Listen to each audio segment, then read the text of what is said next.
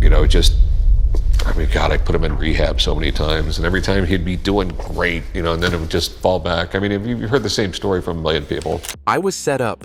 This was a premeditated scheme.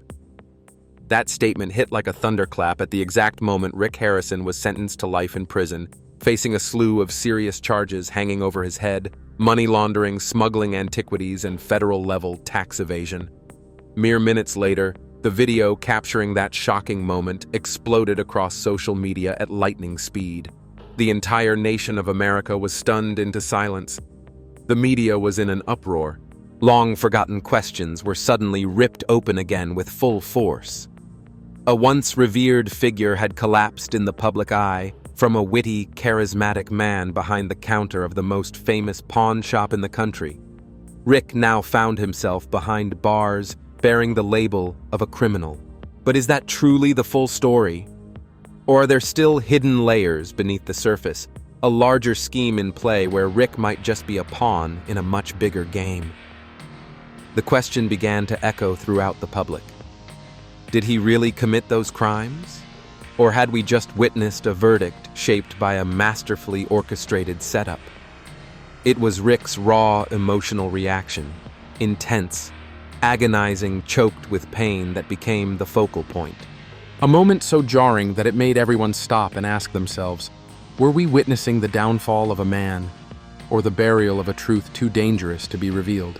1. Rick Harrison's image before the fall. Rick Harrison is not your typical television star.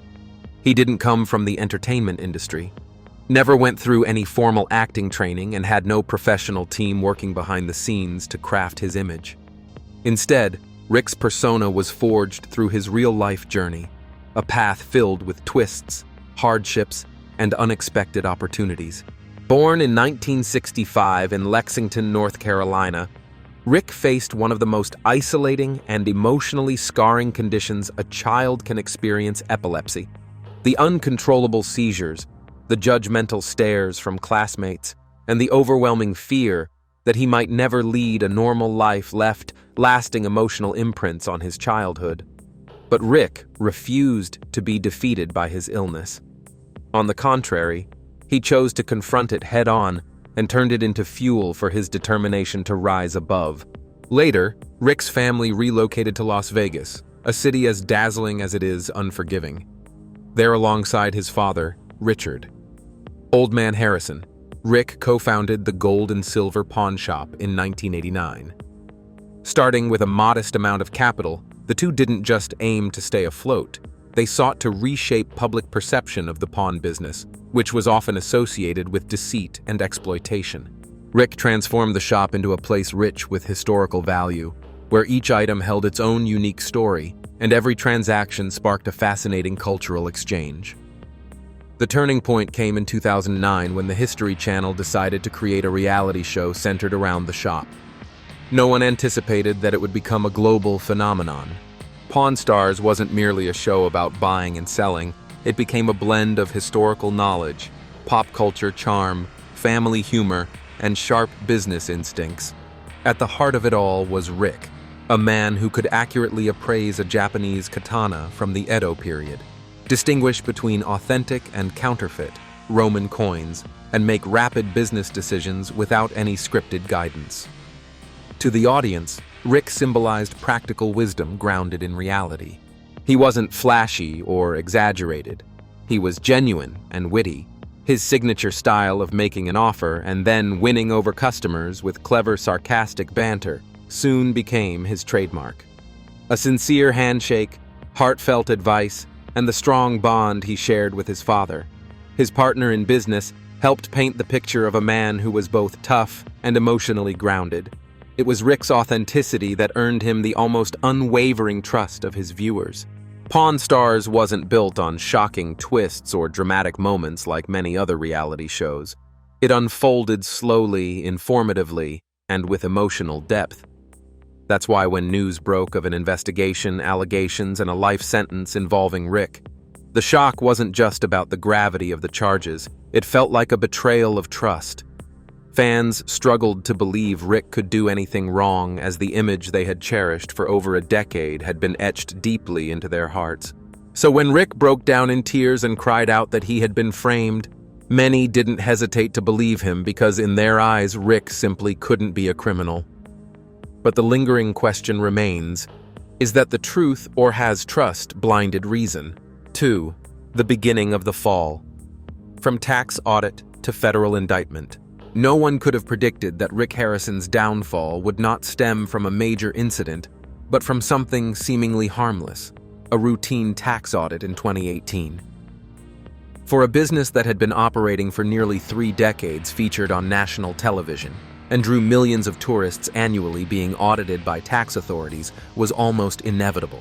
However, this time what the auditors uncovered went far beyond a few minor bookkeeping errors. It led straight to the trail of a tangled financial network, suspicious transactions, and streams of money with unclear origins.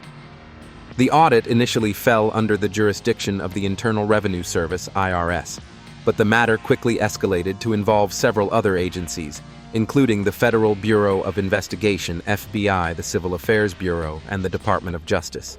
In just a short amount of time, what began as a standard tax review turned into a full-scale federal criminal investigation. What started with a routine examination of Harrison Enterprises, Inc., the entity that officially owns the gold and silver pawn shop, swiftly evolved into allegations of money laundering, illegal trading of artifacts, and ultimately suspicions of an international antiquities smuggling ring. According to documents provided by the prosecution, Rick Harrison was suspected of being involved in a financial system specifically designed to clean money derived from the purchase and sale of artifacts of questionable origin. Many of these items, including ancient Greek coins, Egyptian statues, 17th century European paintings, and relics from indigenous cultures, were funneled into the shop through intermediaries. Some of them were confirmed to have been stolen from museums or even excavated from unregistered archaeological sites, lacking legal authorization. What made the case significantly more serious was the international scope of the transactions involved.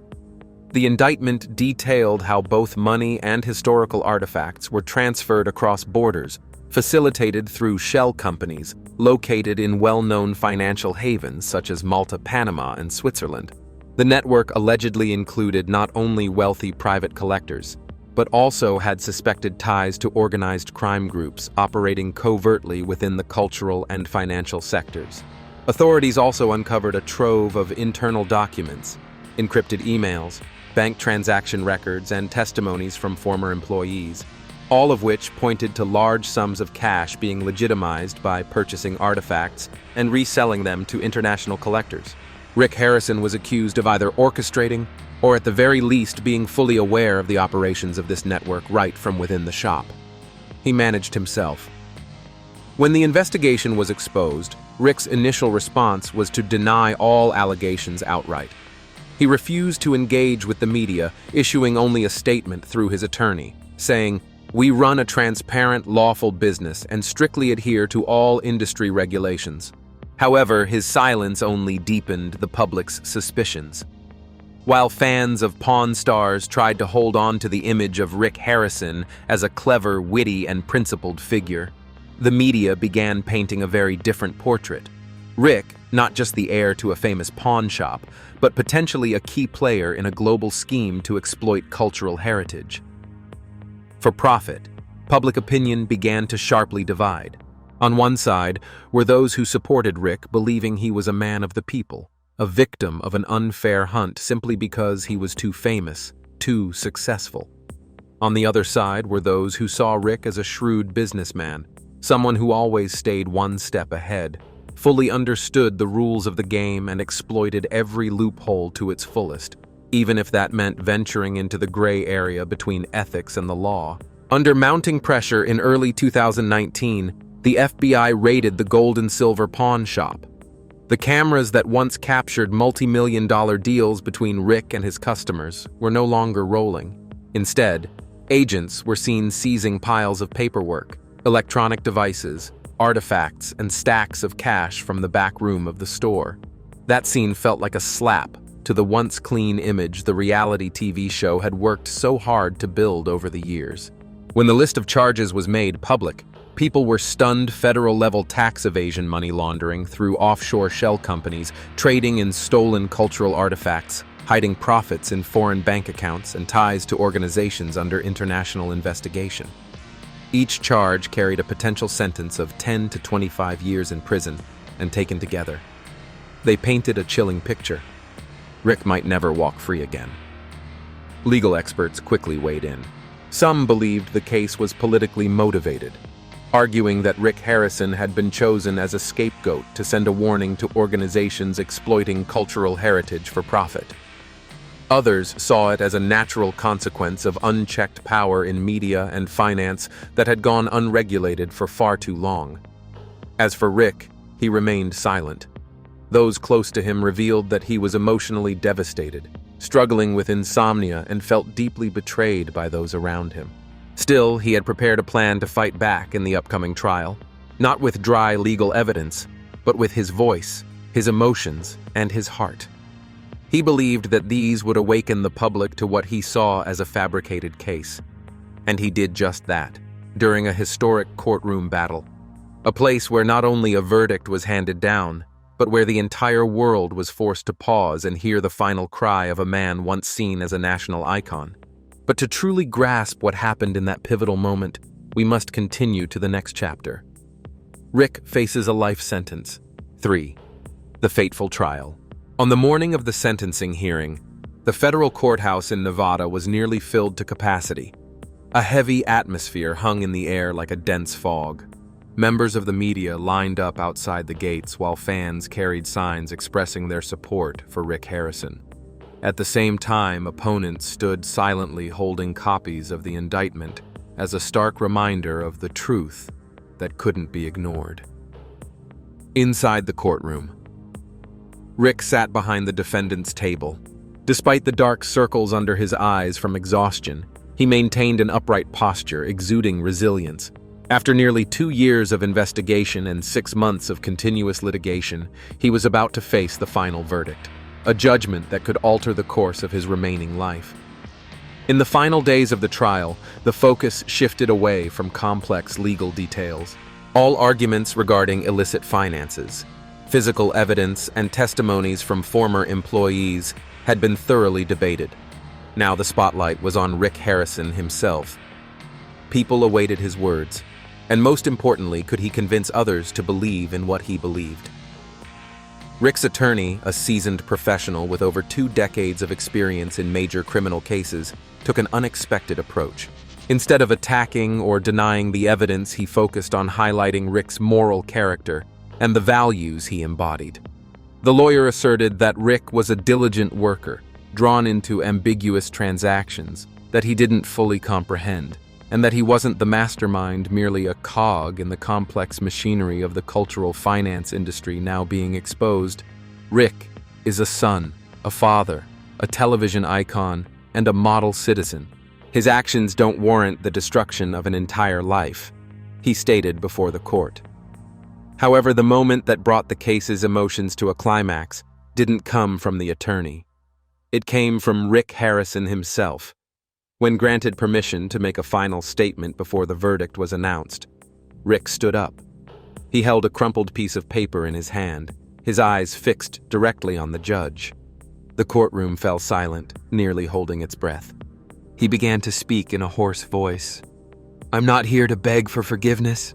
I'm here to speak the truth, even if it doesn't save me." No one spoke.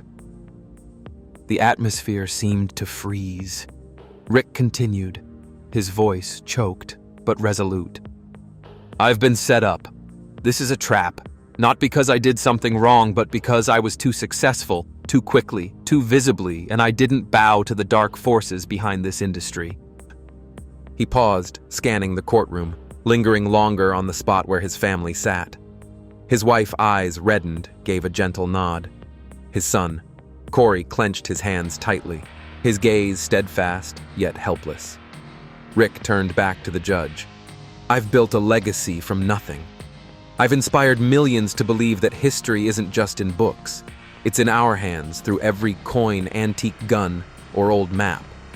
And now they're labeling me a criminal." At this point, his voice began to tremble. They did not charge me for the items I sold. They charged me because I refused to bow down. I turned down selling the broadcast rights to the show.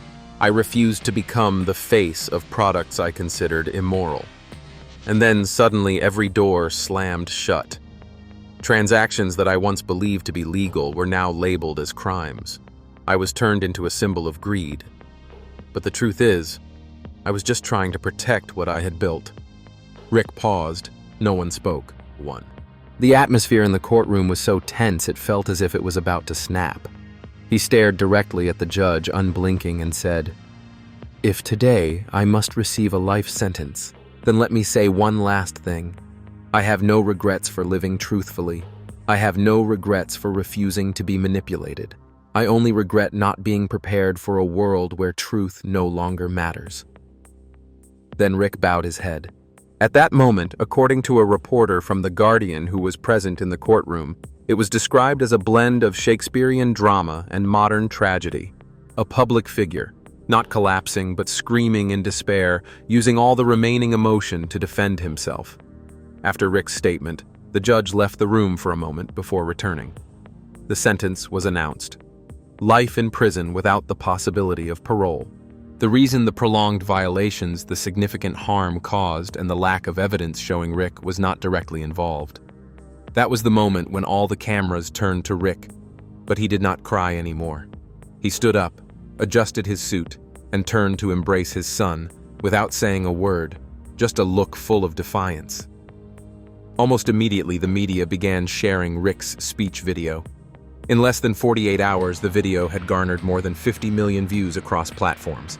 From Twitter to TikTok, from Reddit to legal forums, people were debating intensely, was Rick telling the truth, or was this just a final move, using emotion to manipulate public opinion and sway those who were still uncertain? Media experts quickly weighed in. Some analyzed Rick's body language, his gaze unwavering, his voice occasionally choked but steady, his hands clenched, signs of someone tightly controlling his emotions. Others pointed out that his frequent use of words like conspiracy, setup, legacy was a linguistic strategy designed to stir emotions in the public and redirect attention away from the legal evidence, whether true or false. Rick had accomplished one thing: he had sparked a nationwide debate. No one was talking about the evidence collected from the store anymore. No one was mentioning the offshore companies. What people were talking about was emotion tears. The statement, "I have no regrets for living truthfully." And that was when conspiracy theories began to sprout, nurtured by trust, suspicion, and the fear that justice might be manipulated by unseen forces. 4. Conspiracy theories. Who is Rick a victim of? As soon as the video of Rick Harrison, in which he tearfully declares, "I was set up," went viral across social media platforms, a series of hypotheses began to emerge from the shadows. Conspiracy theories, which have always been a byproduct of high-profile cases, have now become a central part of public discourse. In Rick Harrison's case, these theories are not baseless rumors. On the contrary, they are constructed from seemingly unrelated details that, when logically and persuasively pieced together, create a chilling chain of events. The first and most widely circulated conspiracy theory claims that Rick refused to sell the rights to Pawn Stars to a major media corporation, and this decision turned him into a target of an image-destroying campaign. This story dates back to around 2021, when producers wanted to steer the show in a more commercially driven direction, expanding into Asian markets, allowing Rick's image to be licensed for selling collectibles and embedding deeper product placements into the episodes. According to a reliable source who had worked on the production team, Rick strongly opposed these changes. He believed that the show should maintain its integrity and not turn into a soulless cash machine. Then, according to conspiracy theorists, not long after Rick began to face tax scrutiny, former allies in the industry turned their backs on him. The media started questioning the transparency of his business practices. All of this, they argue, wasn't coincidental. The second conspiracy theory, which has a darker tone, asserts that Rick refused to participate in an international antiquities smuggling network. A self-identified insider from the international antiques collecting community on Reddit shared that Rick had been approached by dealers offering artifacts from the Middle East, Eastern Europe, and North Africa regions rich in antiques, but also fraught with legal risks. The goal was to exploit Rick's reputation and to launder items with unclear origins, given his deep knowledge of history and antiquities, ownership laws. Rick is said to have refused. From that point on, he became someone who knew too much, a dangerous individual who needed to be eliminated not through brute force, but with more subtle methods through legal channels and the media. The question arises, do these theories have any basis? In fact, Rick Harrison has publicly criticized the excessive commercialization of reality television shows. In a 2019 interview, he stated, "I'm not doing this show to become a superstar. I'm doing it to educate if I can get a 15-year-old kid to care about history because he sees me talking about a samurai sword. I consider that a success." These words were once praised, but now they are being reinterpreted in a different light as evidence of his opposition to the forces profiting from television. As for the antiquities smuggling network, it is undeniable that the world of antiques always contains a gray area. According to a UNESCO report in 2022 alone, the value of the global illicit antiquities market surpassed 10 billion USD items that may seem harmless, such as a pottery vase, an ancient manuscript, or a tribal mask, could be the result of tomb robbing, looting historical sites, or even terrorism. Rick, in his role as an appraiser of antiques, undoubtedly found himself in the crosshairs of this perilous market. However, the most suspicious aspect, and also the core of the third conspiracy theory, is that Rick knows too much about the shady transactions happening in Las Vegas, and it seems he has been silenced legally. Antique investors often have strong ties to financial forces, from casinos, jewelry dealers, to financial institutions specializing in valuing hard-to-liquidate assets.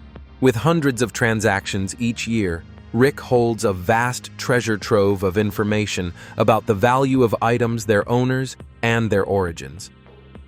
Those who believe in this theory argue that Rick may have witnessed or even possess evidence of money laundering transactions hidden under the guise of buying and selling antiques. And if he is not willing to turn a blind eye, then handling him legally is seen as the quickest and most efficient way. So why have these conspiracy theories spread so widely? First, because the public wants to believe that Rick is innocent. When a public figure with a friendly appearance and once a symbol of family television is convicted, it always creates a sense of surprise and psychological resistance. Their belief is threatened, and instead of confronting the harsh reality that good people can also make mistakes, the public opts for an easier route, believing that Rick is just a victim. Doing so helps them preserve their idealized image in their minds and avoid facing the feeling of betrayal. Second, Rick himself has utilized these conspiracy theories as a media strategy.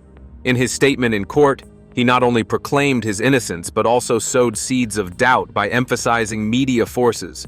"People trying to destroy me, I refuse to bow down." These keywords struck a chord with the crowd's psychology, who were already familiar with hearing about backing, staging, and real people, real situations, but the wrongdoers still win. Rick, who understands media better than anyone, knew exactly what to say, not just to defend himself in court, but also to trigger waves of sympathy from the public. However, some analysts warn that the power of conspiracy theories lies in the fact that they don't require evidence, just suspicion, and that is what makes them dangerous. When someone is convicted by a legitimate court, but the public chooses to believe unverified hypotheses, we enter an era where emotions overshadow the law, where personal opinions become stronger than the truth. This does not mean that Rick is necessarily guilty, but it means we must clearly distinguish between empathy and truth. If Rick has truly been wronged, that must be proven with legal evidence, not just shaky voices and desperate looks. If not, society will increasingly be led by emotions, and justice will be distorted by trending narratives. In conclusion, the conspiracy theories surrounding Rick Harrison not only reflect the complexity of the case, but also highlight a greater issue that modern society is facing. Public trust is gradually wavering, no longer fully placed in the legal system, but drifting toward emotions, speculation, and alternative truths. Whether Rick is guilty or not, he has become a symbol of an era where justice and the media no longer walk hand in hand. 5. The family of Rick Harrison. Standing behind, falling apart, or moving on. If the courtroom is where judgments about guilt are made, then in the shadow of the courtroom, family is where the emotional collapse is judged. When Rick Harrison heard his life sentence, the people sitting in the front row of the public gallery were not journalists, but his wife, children, and other close family members. They didn't shout, they didn't hold up banners, and they didn't participate in the loud media war. Yet their silence raised a major question. Where does Rick's family stand in this storm? His son, Corey, Big Hoss, Harrison, who appeared with his father throughout the episodes of Pawn Stars, became the most closely watched figure after the verdict was announced. Corey grew up in the pawn shop, witnessing his father building it from a small store into a television icon. He was seen as the natural heir to that legacy, both in terms of the brand and public image. However, right after Rick was sentenced, Corey completely disappeared from the media. He made no statements, didn't appear in public, and didn't comment on social media. Many people saw Corey's silence as a sign of a broken relationship within the family, suggesting that he wanted to sever ties with his father to protect his own reputation and save what was left of the business. However, according to close sources, Corey chose silence not because of cowardice, but because he was struggling with pain and internal conflict. He still believed his father was a good person, but the evidence and accusations were too clear to ignore. He was caught between two extremes on one side, family loyalty, and on the other, his responsibilities to the public, employees, partners, and the brand his father had built. Rick's wife, who had stood by him throughout the years after Pawn Stars, made only one public appearance after the trial. She briefly said, "I believe Rick is a good man, but even good people can sometimes go astray." This statement was quoted by many newspapers as a painful yet clear declaration, showing empathy without blindness. She didn't defend Rick blindly, but neither did she discard him as a soulless criminal. It was the response of a woman who had shared her life with a man who had built an enormous public image, one that was now slowly collapsing under the weight of that very image. As for other members of the Harrison family, especially those who had appeared on the show like Chumley, they seemed to retreat completely from the spotlight.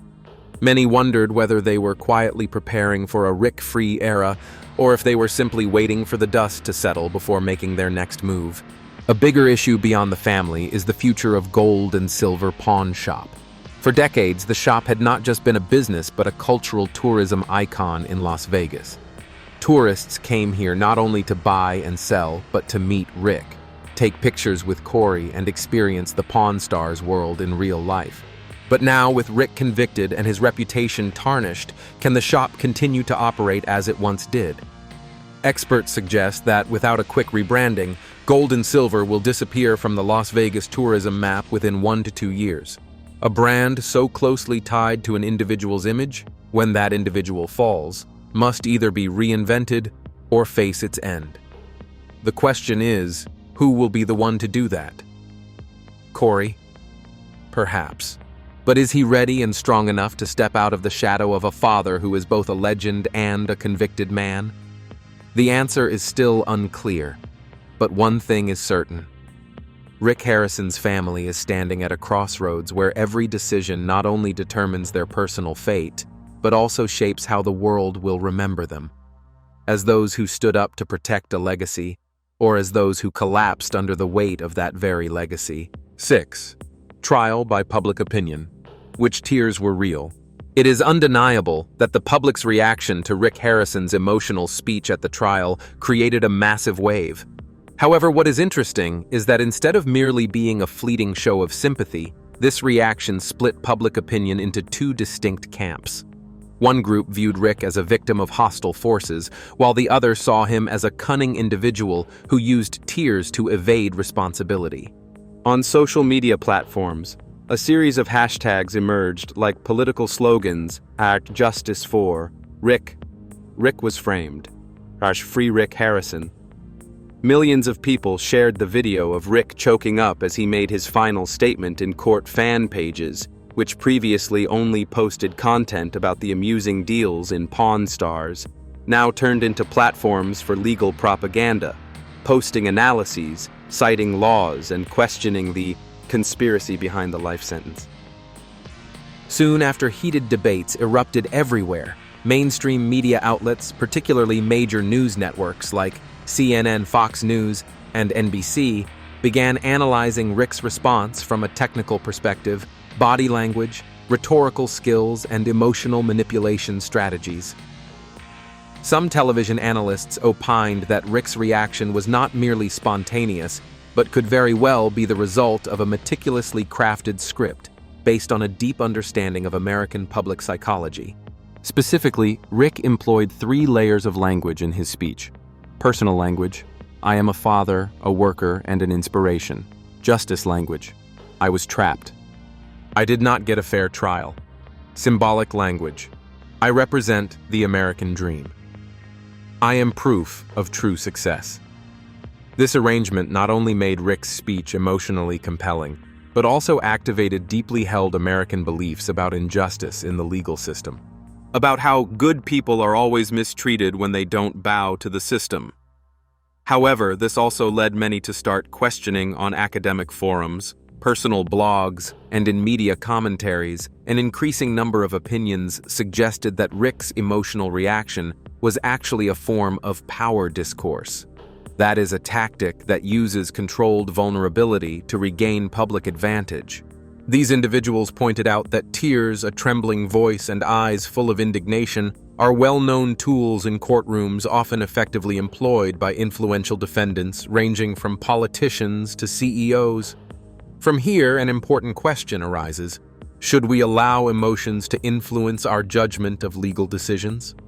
In an ideal society, the court, not social media, should be the place where right and wrong are determined.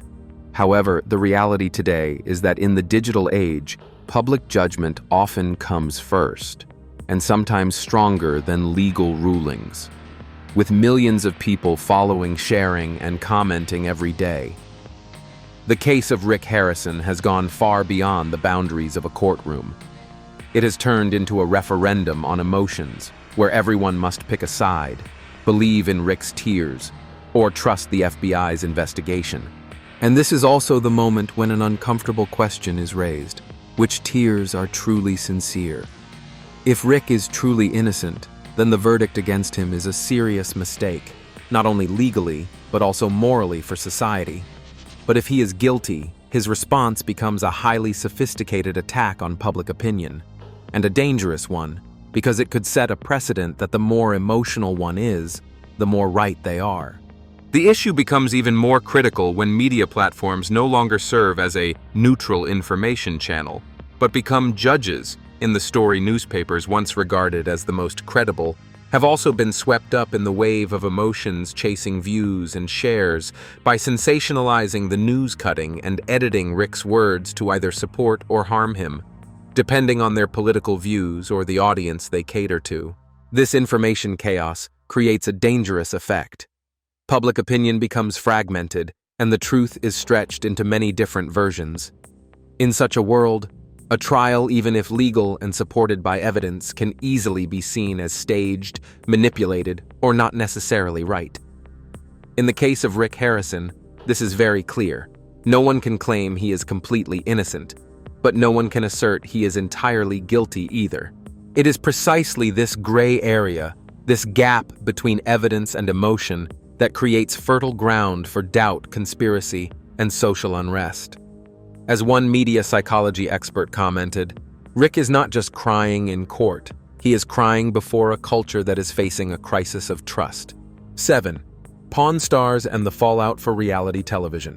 When Rick Harrison shouted, "I was set up in the courtroom," it wasn't just the downfall of an individual, but the collapse of an entire system. Reality television. Because Rick wasn't just a participant in the industry. He was one of the people who helped turn reality TV into a cultural phenomenon. Therefore, his downfall brought about significant repercussions for an industry that had transformed everyday life into a global entertainment product. When Pawn Stars debuted in 2009, it introduced a new definition of reality television. No loud theatrics, no gimmicks, no fake drama. The show centered on transactions in a pawn shop where values like knowledge, kindness, and natural humor were always at the forefront. Rick Harrison, along with his father and son, weren't actors. They were just themselves. And the audience loved the show for that. The authenticity in a world full of scripted content. It was this authenticity that helped Pawn Stars become a global brand. It sparked a wave of educational reality television where entertainment and knowledge could coexist. Millions of Americans learned about world history through items like an ancient ceramic vase or a 19th century rifle brought into the shop. Rick wasn't just a price appraiser. He was a bridge between the audience and history, culture, and human values. However, when Rick was convicted, the entire foundation of the show was thrown into question. The first question that arose was, could Pawn Stars continue without Rick? In theory, the show could be restructured to focus on supporting characters like Corey or Chumley, but at its core, the show couldn't be separated from Rick's image, the leader, the final decision maker, and the soul of each episode.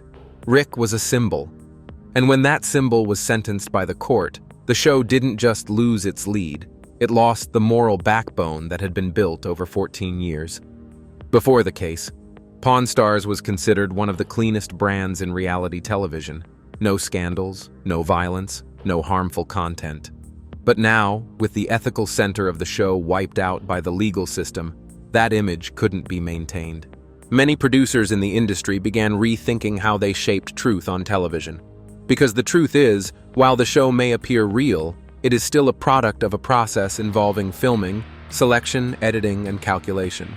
Rick Harrison was a part of that system, someone who not only participated but controlled the process of shaping his own image. And when Rick's case revealed darker aspects of his personal and professional life, the public was forced to confront the question, are we watching the truth, or just a version of it that has been polished to the point of becoming fake? Rick's case has highlighted a major issue in the industry. Where exactly is the ethical boundary for reality television? When a character becomes an entertainment product, a commercial tool, and a public figure, do they still have personal space? Or have they been completely owned by the system? And when that system makes millions of dollars every year from a real person, what responsibility does it bear when that person falls? After Rick's conviction, many television producers began to worry about the potential guilt by association for their brand, especially for shows that rely on standout characters. Because when Rick's image crumbled, Pawn Stars was not just about losing a star, it lost the public's trust, and the very reason viewers had once believed in the show. This raises a deeper question. Has the reality television industry created something too idealistic? And in the end, has that idealism suffocated it? When shows demand participants to be more real than real life, and when audiences expect absolute perfection from characters who are, after all, just human, any mistake becomes a disaster. Rick may be guilty, but he could also be the first to be crushed by a system that elevated him too high, too fast, and with too much expectation. The fallout from Rick Harrison's case extends beyond Pawn Stars. It is forcing the entire reality television industry to reassess the concept of truth. How much of the content is genuine? How much is staged? More importantly, when a real person is thrust into the entertainment machine who is accountable when everything falls apart. Rick Harrison was once the embodiment of an ethical reality television figure. Now, as that icon collapses, people are not just losing a beloved character, they are losing faith that reality television can ever be truthful, healthy, and sustainable. As the courtroom door slowly closed and Rick Harrison was led away amidst the gaze of thousands of eyes and camera lenses, A significant chapter in the history of American television officially came to an end. However, at the same time, another chapter, more complex and bitter, began to be written. This was no longer the story of a pawn shop owner rising to become a television star, but the story of a man who carried both the spotlight and the shadows, leaving behind a trail of unanswered questions. The case of Rick Harrison also leaves behind a larger lesson, not just about an individual, but about the entire belief system of society. That fame is more fragile than we think. That the media can elevate someone to the highest peaks and then instantly bring them crashing down into the abyss.